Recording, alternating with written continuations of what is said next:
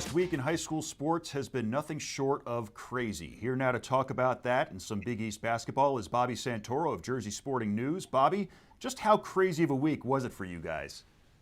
Oh, it was insane. It was a crazy week. When it came to finals in high school basketball and hockey, and now we got the Big East tournament coming up. It's been an absolutely crazy week, but it's been fun. Absolutely. Well, a lot to get to. Let's start with hockey. Some exciting championship games at Prudential Center last week, and Morris Knowles Hills came out on top against Governor Livingston New Providence 4-3 for the co-op title. Was that to be expected, or was that a surprise? Well, it was a surprise in total because Knowles Hills, I'll just say Knowles for now, but Knowles went in as kind of the sixth seed in the tournament. So it was a big run that they went on to kind of get to this point. They had already defeated the number one seed and the number two seed prior. In this game, it was definitely back and forth. You could feel the tension. I know the both schools, their teams came out with a lot of with a lot of crowd intensity, and just the way it ended. Eli Singley, who's a senior forward for Morris Knowles, he scored the goal with about 38 seconds left to win the game. First goal of the year, so what a time to have it! And it's just an incredible story for Morris Knowles. They have Luke Dickerson, who has been one of their top goal scorers, top point getters actually on the team as well. And he just plays hockey for fun, is what I'm told. He has a scholarship for baseball. So baseball is his number one sport. It must be that good to be, must be fun to be that good at two sports. Absolutely right. And for the non-public championship, St. Augustine came out on top against Don Bosco. And one of the stories there was the high-scoring game. The final score was 10-6, almost like a halftime score in football. Was it great offense or sloppy defense that led to all those goals? I think it was great offense. It's insane. It's one of the believe it's the highest scoring hockey state final in New Jersey history. So that was pretty crazy. The St. Augustine had three players have a hat trick in the game, which is nuts. They had I believe Robert Romarino had four goals. I know one was Cameron DeLeo. Even Eric Wren for Don Bosco had three goals as well. It was a shock. There were seven goals in the first period. Now, it could be more of like on the goaltender's parts that it could have been a little nerves. But every time you look down and then look back up, another goal was scored. So I would say it has to be offense. It was an incredibly wild offensive game, and St. Augustine started to pull away at the end. All right, so let's move on to high school basketball and a story that made national news. Manasquan was cheated out of a buzzer beater at the end of the game.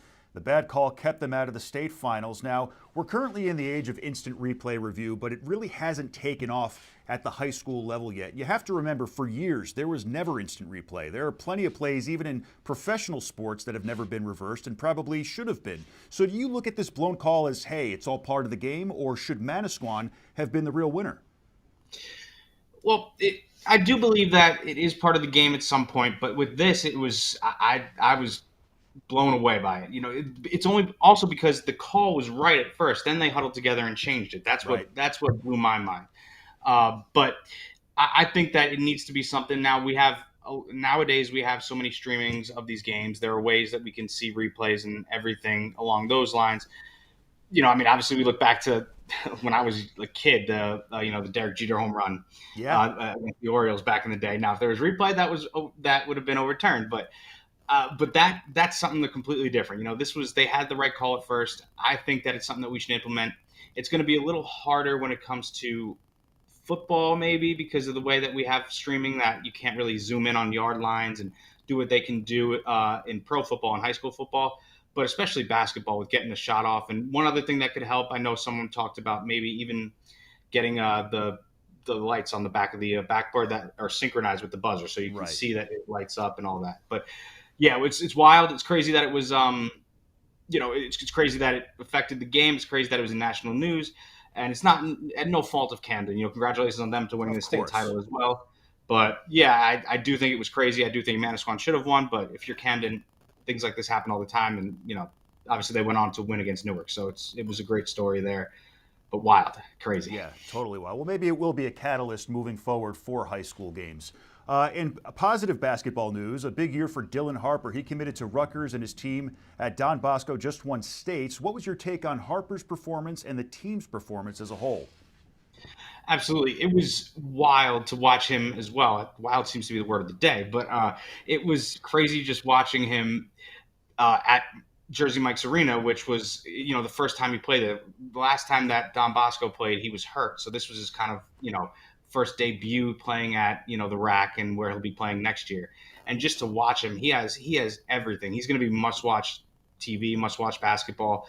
I believe he had 26 points, 9 rebounds, 4 assists, even had 2 blocks. One of the blocks was amazing in transition to even come there, and he had to even come down the court and make sure he made the stop on it.